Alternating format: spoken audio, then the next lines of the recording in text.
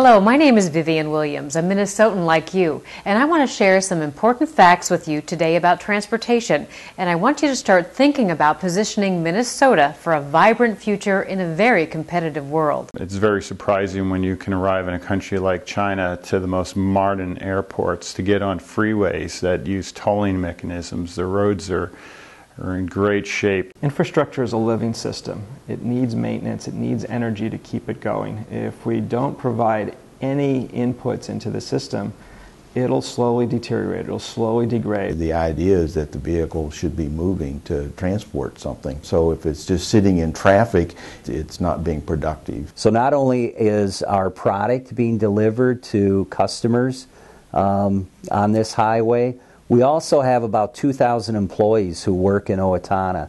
No new tax mentality. The analogy could be no new roof. And I think all of this comes down to expecting more of our political leaders than simply short-term sloganeering. Today, just as in the past, our prosperity and quality of life are shaped by our transportation system. In 1955, President Eisenhower, a Republican president, had the incredible vision and foresight to create America's interstate highway system. It was a massive investment that pulled the economy out of a slump and transformed American commerce in ways that are still paying dividends almost 60 years later.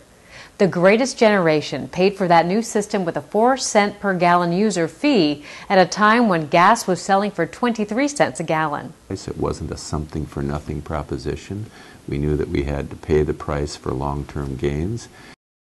A quarter century later, another Republican president, Ronald Reagan, worked with a Democratic Congress to fashion the Surface Transportation Act of 1982. The state of our transportation system affects our commerce, our economy, and our future. The bill that President Reagan signed raised the federal fuel tax by 5 cents a gallon and addressed many of the pressing needs of our nation for many years to come. But 3 decades have passed since then, and with dramatic cost increases in materials and construction costs, we keep falling behind. And that's why we've added only 3% in new road capacity since 1980. Unfortunately, we now have more than twice as many cars on our highways as we did back then.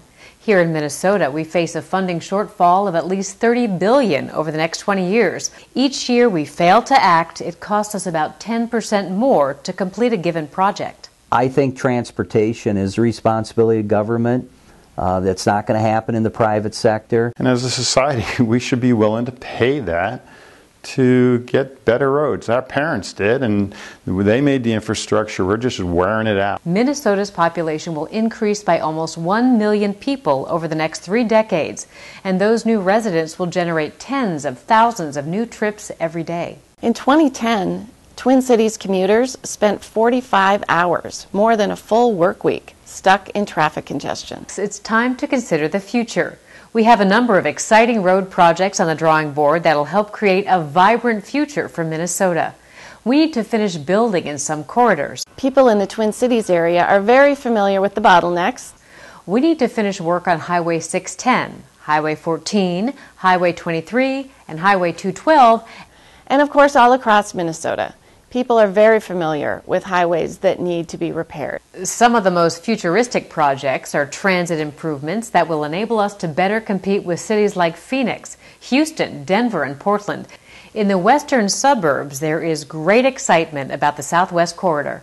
On the near north side of Minneapolis, there's the Bottineau Transit Way. Near the new Twins ballpark, designers are looking at ways to join several lines in what's called the interchange. In the East Metro area, businesses and residents are anxious to see movement on the Gateway Corridor. Equally exciting is the work that's going on at the Union Depot in St. Paul as the Central Corridor is being built out. And to create a world-class transportation system is only going to help some of that entrepreneurial and American spirit. The leadership for all this has to come from state government, and any new revenue must be dedicated to its stated purpose. They must account for the fact that the world is changing. We are driving more fuel-efficient cars, which burn less gas, and that increasingly we will be using non-petroleum-based fuels. A transportation system can be an impediment, a safety hazard, and a daily frustration, or it can bring the jobs, economic security, and mobility we need to live our lives independently. Seek out your elected officials and tell them that you want fewer sound bites and more action. Less blame game and more cooperation.